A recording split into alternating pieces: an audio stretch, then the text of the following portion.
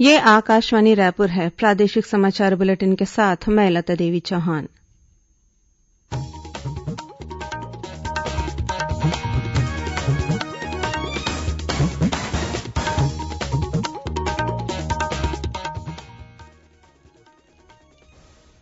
और अब पेश है आज के मुख्य समाचार। मतदाता सूची में नाम जुड़वाने के लिए आज से शुरू हुआ कार्यक्रम। 15 दिसंबर तक जोड़े जाएंगे नए नाम। मुख्यमंत्री ने माओवाद प्रभावित क्षेत्रों में रोजगार के अवसर का सृजन करने के लिए केन्द्र सरकार से किया आग्रह। बीजापुर जिले में 3 लाख रूपये के इनामी माओवादी ने किया आत्मसमर्पण। और प्रदेशभर में आज मनाया गया भाई दूज का पर्व। ग्रामीण इलाकों में मनाया जा रहा है मातर का त्यौहार।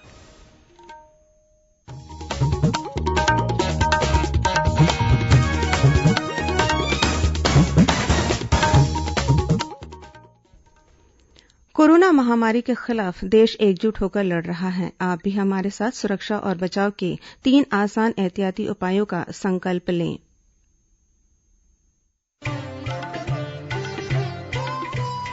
कोविड-19 से बचाव और सुरक्षित रहने के 3 उपाय। मास्क लगाएं, 2 गज दूरी है जरूरी, सुरक्षित दूरी रखें, हाथ और मुंह साफ रखें।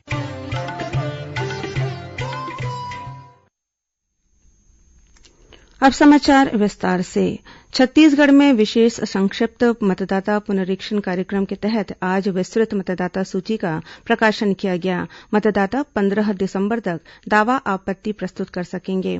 प्राप्त दावों आपत्तियों का निराकरण 5 जनवरी तक किया जाएगा। वहीं मतदाता सूची का अंतिम प्रकाशन 15 जनवरी 2021 तक कर दिया जाएगा। इस कार्यक्रम के तहत ऐसे युवा मतदाता जिनकी आयु 1 जनवरी 2021 तक 18 वर्ष की हो जाएगी, वे इस मतदाता सूची में अपना नाम जुड़वा सकेंगे। इसके लिए ये युवा मतदाता भारत निर्वाचन आयोग की website national voter service portal में जाकर ऑनलाइन आवेदन कर सकते हैं। राजनीतिक दलों के प्रतिनिधियों से अपील की गई है कि वे अधिक से अधिक पात्र मतदाताओं को मतदाता सूची में नाम जुड़वाने के लिए प्रेरित करें।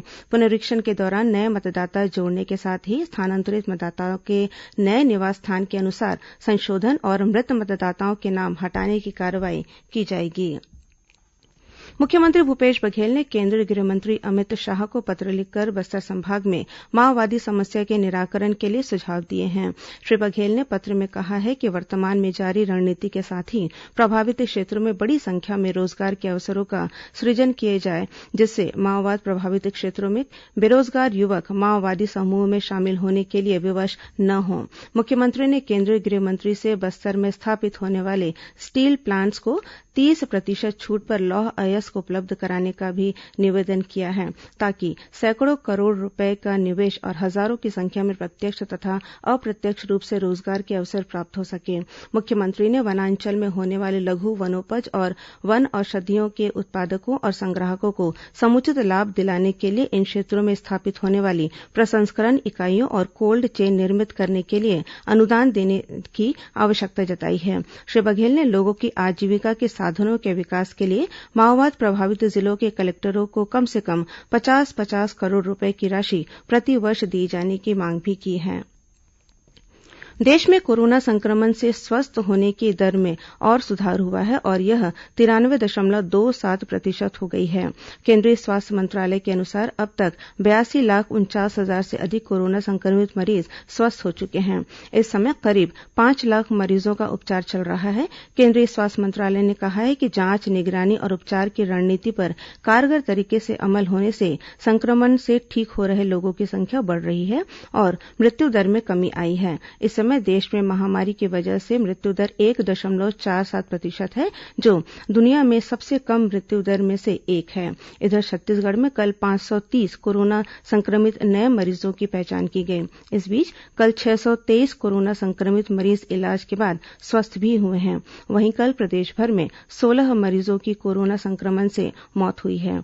इस बीच बिलासपुर संभाग के आयुक्त डॉक्टर संजय अलंग ने लोगों से कोरोना वायरस से बचाव के लिए आवश्यक सावधानी बरतने की अपील की है। न सिर्फ मास्क लगाने की अनिवार्यता पैदा हुई है, वरन ये भी आवश्यकता पैदा हुई है कि हम मुंह को अनावश्यक रूप से छूना बंद करें, और बहुत छूने की आवश्यकता पड़े भी तो बिना सफाई के, बिना हाथ धोए, इसलिए हाथ धोने की भी आवश्यकता बलवती हुई है। हाथ धोना भी उतना ही अनिवार्य हो गया है, और क्योंकि विषाणु संक्रमण से आ रहा है, किसी चीज को छूने से आ रहा है, इसलिए ये भी अनिवार्य हो गया है कि लोगों को छूने से बचें, चीजों को छूने से बचें। राज्यपाल अनुसुईया उइके ने कहा है कि महापुरुषों के कार्यों और उनके जीवन का मूल्यांकन इस बात से होता है कि उन्होंने राष्ट्रीय तथा सामाजिक समस्याओं का समाधान किस सीमा तक किया। राज्यपाल ने बिरसा मुंडा की जयंती के अवसर पर आयोजित वेबिनार को संबोधित करते हुए कहा कि बिरसा मुंडा ने शोषण और गुलामी के खिलाफ आवाज बुलंद की थी। राज्यपाल ने कहा कि बिरसा मुंडा ने अपने क्रांतिकारी चिंतन से आदिवासी समाज की दशा और दिशा बदल दी थी। साथ ही आदिवासियों को जल, जंगल, जमीन और उनके प्राकृतिक संसाधनों से बेदखल करने के खिलाफ तत्कालीन ब्रिटिश साम्राज्य को चुनौती भी दी थी।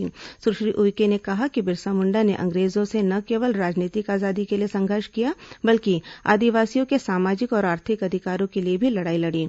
राज्यपाल ने कहा कि बिरसा मुंडा ने आदिवासी समाज की कुरीतियों को दूर करने और समाज में प्रचलित आडंबरों के खिलाफ भी लोगों को जागरूक किया। राज्यपाल ने बिरसा मुंडा की शहादत को याद करते हुए उनकी शिक्षा और आदर्शों को अपनाने की आवश्यकता जताई।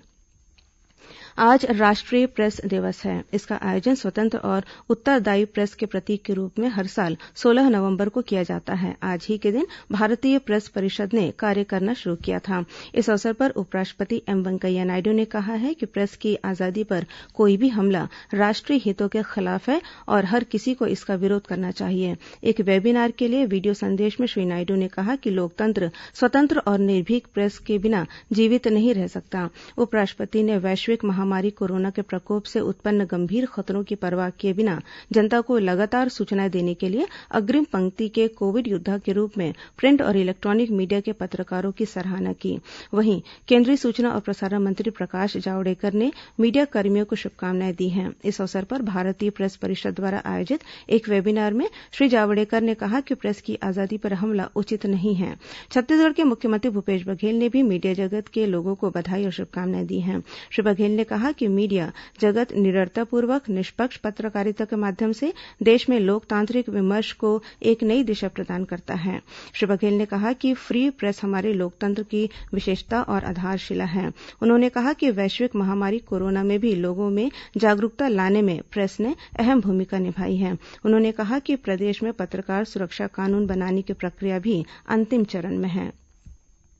आज अंतर्राष्ट्रीय सहिष्णुता दिवस है। यह दिन पूरे विश्व में मानवाधिकार और लोगों की आजादी के मूल सिद्धांत को मान्यता देने के लिए मनाया जाता है। सहिष्णुता दिवस यह संदेश देता है कि लोग प्राकृतिक रूप से विविधता संपन्न होते हैं। दुनिया के प्रत्येक भाग में भिन्न समुदाय को सिर्फ सहिष्णुता के माध्यम से जोड़ा जा सकता है। आकाशवाणी से बातचीत में नई दिल्ली स्थित यूनेस्को के प्रमुख एरिक फॉल्ट ने कहा कि असहिष्णुता लड़ने के लिए कुंजी शिक्षा में ही निहित है। प्रादेशिक समाचार आप आकाशवाणी रायपुर से सुन रहे हैं। छत्तीसगढ़ की खबरों से है आपका वास्ता और खबरों की विश्वसनीयता से है हमारा वास्ता। आकाशवाणी समाचार रायपुर के प्रादेशिक समाचार बुलेटिन के साथ ही हमारे समसामयिक कार्यक्रम आप रेडियो के अलावा अपने मोबाइल पर भी सुन सकते हैं। आकाशवाणी समाचार फेसबुक, ट्विटर और यूट्यूब पर भी उपलब्ध है। हमारा Facebook page Chhattisgarh news on AIR, Twitter handle CGAIR news और हमारा यूट्यूब चैनल है छत्तीसगढ़ AIR न्यूज। तो अब रेडियो के साथ ही आपके मोबाइल के जरिए भी हम पहुंच रहे हैं आप तक। छत्तीसगढ़ की हर खबर के लिए सुनते रहिए आकाशवाणी समाचार। की ओर बीजापुर जिले में 3 लाख रुपए के एक इनामी माओवादी ने सुरक्षा बलों के सामने आत्मसमर्पण किया है। मिली जानकारी के अनुसार भैरमगढ़ एरिया कमेटी प्लाटून के डिप्टी कमांडर लक्ष्मण हेमला ने आज पुलिस अधीक्षक कमल लोचन कश्यप और CRPF के DIG कोमल सिंह के सामने आत्मसमर्पण किया। इस माओवादी पर पुलिस दल पर हमला करने सहित वर्ष 2013 से 2018 के बीच विभिन्न माओवादी घटनाओं में शामिल रहने का आरोप है। इधर सुकमा जिले में सुरक्षा बलों ने एक माओवादी को गिरफ्तार किया है। बताया जाता है कि केंद्रीय रिजर्व पुलिस बल सीआरपीएफ का दल तलाशी अभियान पर निकला था। इस दौरान पलामाडुगु इलाके में घेराबंदी कर माओवादी कवासी मंगड़ू को गिरफ्तार किया। इस माओवादी पर क्षेत्र पर कई छोटी बड़ी माओवादी घटनाओं में शामिल रहने का आरोप है। प्रदेश के कोरिया जिले में हाथियों का उत्पात लगातार जारी है। मिली जानकारी के अनुसार खड़गवां वन परिक्षेत्र के मंगरा, बिरनी, डांड, बेलकमार और कटकोना में बीती रात 40 से अधिक हाथियों के दल ने उत्पात मचाया। इस दौरान 2 मवेशियों की मौत होने और 1 मवेशी के घायल होने की खबर है। वहीं 2 ग्रामीणों के घरों को भी हाथियों ने नष्ट कर दिया। साथ ही किसानों की बाजरा, अरहर और आलू की फसलों को भी काफी नुकसान पहुंचाया है। इस बीच वन विभाग ने ग्रामीणों को हाथियों से दूरी बनाए रखने और जंगल की ओर नहीं जाने की सलाह दी है। रेल यात्रियों की सुविधा को ध्यान में रखते हुए रेलवे द्वारा हावड़ा अहमदाबाद के बीच विशेष गाड़ी चलाई जा रही है।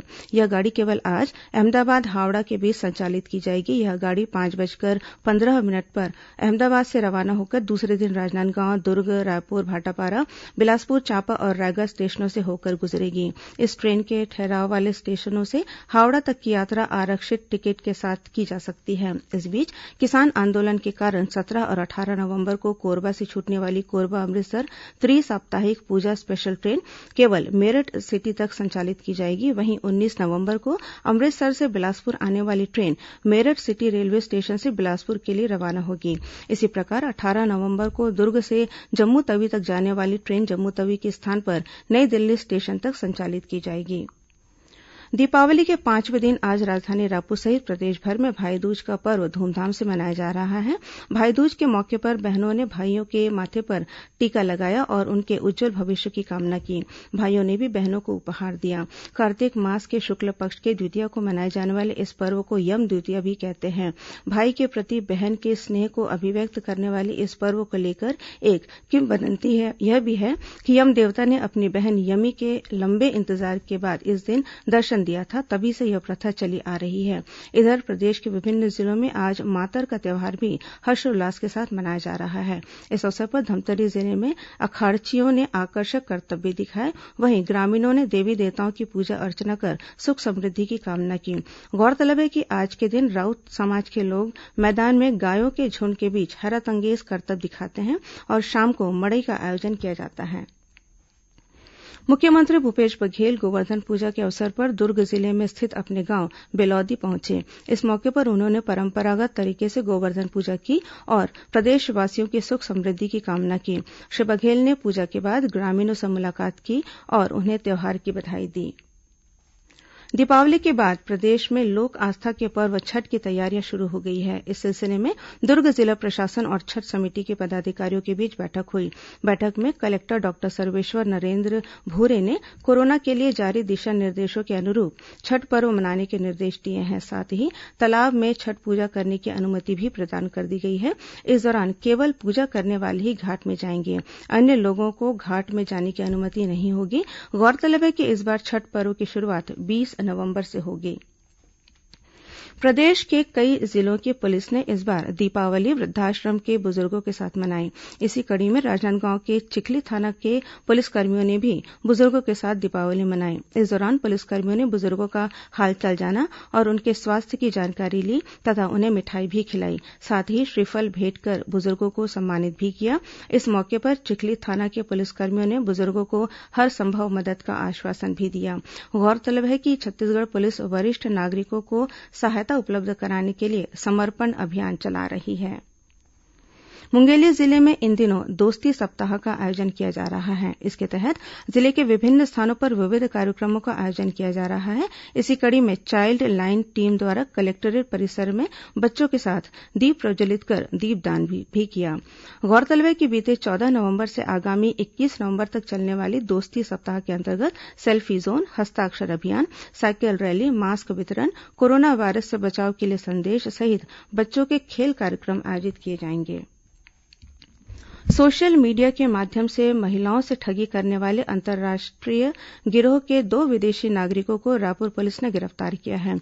पुलिस से मिली जानकारी के अनुसार खमतराई क्षेत्र में रहने वाली एक महिला ने फेसबुक के माध्यम से अज्ञात आरोपी द्वारा 7.5 लाख रूपये से अधिक की ठगी किए जाने की रिपोर्ट दर्ज कराई थी। पुलिस ने इस मामले में दिल्ली से 2 नाइजीरियन नागरिकों को गिरफ्तार किया। इनके पास से पुलिस ने 4 नग मोबाइल, 3 एटीएम कार्ड और 5 पेटीएम कार्ड बरामद किया है। बताया जाता है कि इन आरोपियों का वीजा 3 माह पहले खत्म हो चुका है और ये अवैध तरीके से भारत में रह रहे थे। और अब पेश है मौसम का हाल। प्रदेश के बस्तर संभाग के दक्षिणी भाग में अगले 48 घंटों के दौरान 1-2 स्थानों पर बूंदाबांदी और हल्की बारिश होने की संभावना है। मौसम विभाग से मिली जानकारी के अनुसार प्रदेश के दक्षिण पूर्व से हवा आ रही है। वहीं बंगाल की खाड़ी से नमी आने के कारण प्रदेश में हल्की बदली छाए रहने के आसार हैं। अब कुछ अन्य खबरें संक्षिप्त में। जिला रोजगार केन्द्र रायपुर द्वारा शिक्षित बेरोजगार युवाओं को रोजगार उपलब्ध कराने के लिए कल से 19 नवंबर तक रायपुर में पुराना पुलिस मुख्यालय परिसर स्थित रोजगार कार्यालय में ऑनलाइन प्लेसमेंट कैंप का आयोजन किया जाएगा। कोंडागांव जिले के बनिया गांव के पास ट्रक की ठोकर से दोपहिया सवार एक व्यक्ति की मौत हो गई। इसी जिले के माकड़ी थाना अंतर्गत एक महिला की हत्या के आरोप में पुलिस ने मृतका के पति को गिरफ्तार किया है। दुर्ग जिले के धमधा खैरागढ़ मार्ग पर बीती शाम अज्ञात वाहन की ठोकर से एक राहगीर की मौत हो गई। कोरिया जिले के खोंगापानी से लापता हुए बालक का शव पुलिस ने आज बरामद किया है। इसी जिले की एक अन्य घटना में नागपुर पुलिस चौकी ने एक ट्रक से 50 लाख रूपये की शराब जब्त की है। महासमुंद जिले के कोमाखान थाना की पुलिस ने गांजा तस्करी के आरोप में 4 आरोपियों को गिरफ्तार किया है। इनके पास से 25 किलो गांजा, 3 नग मोबाइल और 1500 रुपये नगद जब्त किए हैं। और महासमुंद जिले की पुलिस ने अलग अलग स्थानों पर छापा मारकर जुआ खेलने के आरोप में 207 लोगों को गिरफ्तार किया है। इनके पास से 2,42,000 रुपये जब्त किए गए हैं। अंत में मुख्य समाचार एक बार फिर। मतदाता सूची में नाम जुड़वाने के लिए आज से शुरू हुआ कार्यक्रम। 15 दिसंबर तक जोड़े जाएंगे नए नाम। मुख्यमंत्री ने माओवाद प्रभावित क्षेत्रों में रोजगार के अवसर का सृजन करने के लिए केंद्र सरकार से किया आग्रह। बीजापुर जिले में 3 लाख रूपये के इनामी माओवादी ने किया आत्मसमर्पण। और प्रदेश भर में आज मनाया जा रहा है भाई दूज का पर्व। ग्रामीण इलाकों में मनाया जा रहा है मातर का त्योहार। इसी के साथ प्रादेशिक समाचार बुलेटिन समाप्त हुआ। नमस्कार।